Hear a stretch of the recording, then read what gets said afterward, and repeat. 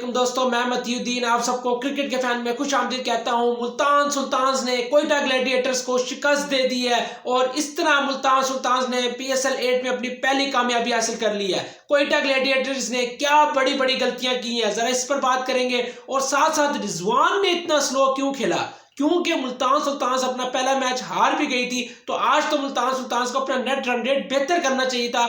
तो एक बड़े कप्तान और छोटे प्लेयर में क्या फर्क होता है, जरा इस पर भी बात करेंगे। और साथ साथ एहसानुल्लाह जो आज के मैच के हीरो हैं, जिन्होंने PSL 8 में अपना जबरदस्त शानदार आगाज किया है और पूरी दुनिया को बता दिया कि मेरे से बड़ा बॉलर नहीं है। तो बड़े बड़े प्लेयर्स, बड़े बड़े कमेंटेटर्स जो है वो इस टाइम एहसानुल्लाह की तारीफें कर रहे हैं। और लग ऐसी रहा है कि पाकिस्तान को एक और नया फास्ट बॉलर मिल गया है जिसकी तलाश में था पाकिस्तान। तो अब बड़ा सख्त पाकिस्तान फास्ट बॉलिंग का भी मुकाबला होना है, क्योंकि पाकिस्तान के पास हारिस रऊफ, नसीम शाह, शाहीन शाह अफरीदी और अब एहसानुल्लाह भी आ गए हैं। तो जरा थोड़ी तफसील से बात करेंगे और आपको बताऊंगा एहसानुल्लाह का कहां से ताल्लुक है और एहसानुल्लाह ने किस तरह क्रिकेट खेली, ये भी जरा बात करेंगे। तो और साथ साथ एंड में मैच की प्रेडिक्शन भी करनी है, जो कल मैच खेला जाएगा यानी कि Karachi Kings versus Islamabad United, तो इस पर भी प्रेडिक्शन करनी है। तो अगर आप चैनल पे पहली दफा आए हैं, वीडियो को लाइक लाजमी करें, शेयर करें और चैनल को सब्सक्राइब लाजमी करें।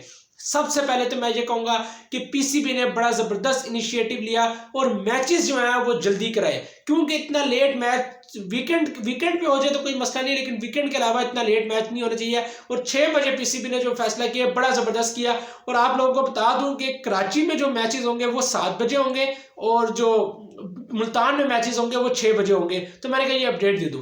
अब साथ साथ दोस्तों आज के मैच की अगर बात करें तो एहसानुल्लाह ने तो कमाल किया ही किया है, लेकिन कोयटा ने क्या बड़ी बड़ी गलतियां की हैं। 3 बड़ी गलतियां मैं आपको बताऊंगा। नंबर 1 पे कोयटा ग्लैडिएटर्स ने अपनी प्लेइंग 11 ही सही नहीं खिलाई।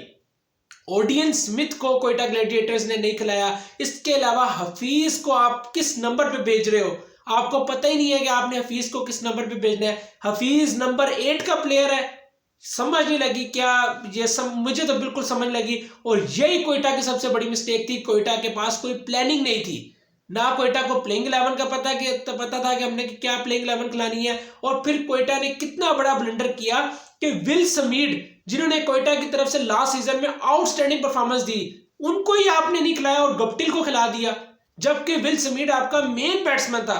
तो ये बड़ी बड़ी मिस्टेक्स जो है वो इतने बड़े ओकेजन पे नहीं कर सकते। तो कोयटा मेरा ख्याल है आगे सबक सीखेगा और ये कोयटा की सबसे बड़ी गलती थी। और नंबर 2 पर कोयटा ग्लैडिएटर्स की क्या बड़ी गलती थी, तो नंबर 2 पर मेरे हिसाब से जो कोयटा की गलती थी वो था सरफराज अहमद का डिसीजन कि वो जो है खुद आगे नंबर 4 पर और एकदम जो है वो शॉट खेलने की और अपनी विकेट थ्रो कर दी। वहां पर सरफराज अहमद को थोड़ा रोक के आराम से खेलना चाहिए था। और सरफराज की विकेट जो था वो कोयटा के लिए दूसरा जो है वो धचका था और ये कोयटा ग्लैडिएटर्स की दूसरी बड़ी गलती थी। और तीसरी बड़ी गलती, दूसरी में अगर मैं एक और बात करूं, वो साथ साथ जो आउटस्टैंडिंग डिलीवरी पड़ी है इफ्तिखार को, वो मैच का टर्निंग पॉइंट था। और उससे बड़ी गलती ये थी कि इफ्तिखार को एकदम उस मौके पे भेज देना। आपको इफ्तिखार को रोक लेना चाहिए था। इफ्तिखार एंड में अगर 3 ओवर भी खेलता तो आपको स्कोर लंबा करके दे सकता था। अब तीसरी बड़ी गलती क्या हुई है, वो ये हुई है कि जिस टाइम आप बॉलिंग कराने आए हो, आपने डालना था प्रेशर, हर तरफ आपको प्रेशर की जरूरत थी। और आपने ऊपर शुरू में सिर्फ 2 ओवर करवाए नसीम शाह से। आपको तो चाहिए था कि नसीम शाह के 4 ओवर करा दो, क्योंकि आपको विकेट्स चाहिए थी।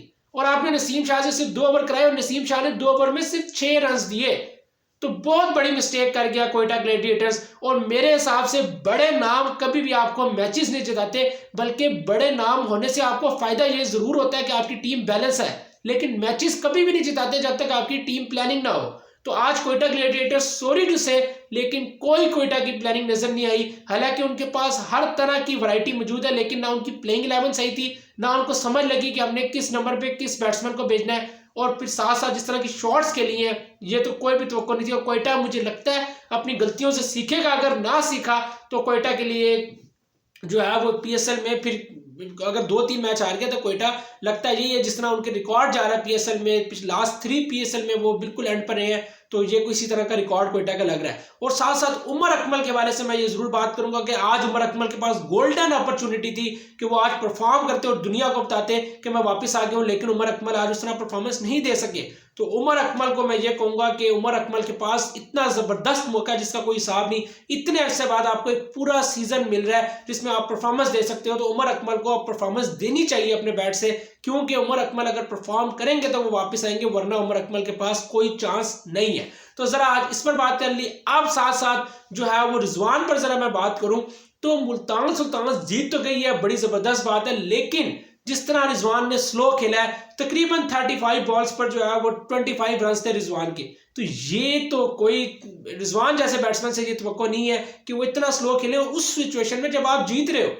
मुझे नहीं समझ आती, जब एक टीम को पता है कि हमने आराम से जीत जाना, 70-80 स्कोर है, आपको तो चाहिए आप तेज खेलो कि जितनी जल्दी हो सके हम नेट रन रेट से जीते, 10, 11, 12 ओवर में मैच खत्म करने की तरफ जाए। जब आपने शुरू में ही आपने 50-60 रन बना लिए और रोसो ने इतना तेज खेला है, वहां पर रिजवान का इतना स्लो खेलना मुझे तो समझ लगी। और ये क्यों रिजवान ने खेला है, ये रिजवान ही बेहतर चाह सकते हैं, क्योंकि अगर मुल्तान सुल्तान जितना करीब जीतता उतना मुल्तान को फायदा था। अभी भी मुल्तान ने जीता है अच्छे मार्जिन से, लेकिन इससे बेहतर जीत सकता था, 2-3 ओवर पहले जीत सकता था। और नेट रन रेट का कभी भी शुरू में नहीं पता लगता, बल्कि एंड में, जिस टाइम PSL 8 का एंड हो रहा होता है, वहां पर एक एक पॉइंट बड़ा जो है वो कीमती होता है। और कहीं ना कहीं मुल्तान सुल्तान को ये मैच याद आएगा कि हम ये बड़े मार्जिन से जीत सकते थे। तो जरा इस पर मैंने बात कर ली।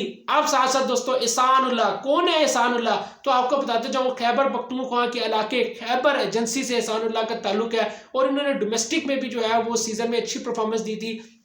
जो है वो इन्होंने 7 मैचेस खेले थे, और लेकिन जो लाइमलाइट में जो उन्होंने आना था वो मुझे पता था कि PSL में ही आएंगे, और आए, PSL में आए, और पहला मैच उन्होंने खेला, अच्छी बॉलिंग की, लेकिन उस तरह लाइमलाइट में नहीं आ सके। लेकिन आज तो कमाल कर दिया, छा गए एहसानुल्लाह, 5 पर लिया, और खुसूसी तौर पर जो इफ्तिखार अहमद की डिलीवरी थी वो तो PSL की बेस्ट डिलीवरी थी, और मेरे हिसाब से एहसानुल्लाह ने one of the best delivery PSL की करा दी है। और एहसानुल्लाह के अब आने से क्या हुआ है, हुआ ये है कि शाहीन शाह अफरीदी, नसीम शाह, और उसके बाद अब हारिस रऊफ के बाद एक और आपको ऐसा फास्ट बॉलर मिल गया जो आपके लिए आगे जाके लंबे अरसे तक जो है वो खेल सकता है। और PSL की सबसे अच्छी बात यही है कि PSL आपको बॉलर्स देता है, और एहसानुल्लाह आपको एक नया बॉलर मिल गया। और अभी इस्लामाबाद यूनाइटेड की तरफ से ज़िशान ज़मीर ने खेलना है, जिसको मैं बहुत ज़्यादा हाईली रेट रखता हूँ। और ज़िशान ज़मीर मेरा ख्याल है कल डेब्यू करेंगे, डेब्यू तो नहीं, उन्होंने एक दफ़ा पहले बॉलिंग कर चुके हैं, और बड़ी ज़बरदस्त डिलीवरी की थी उन्होंने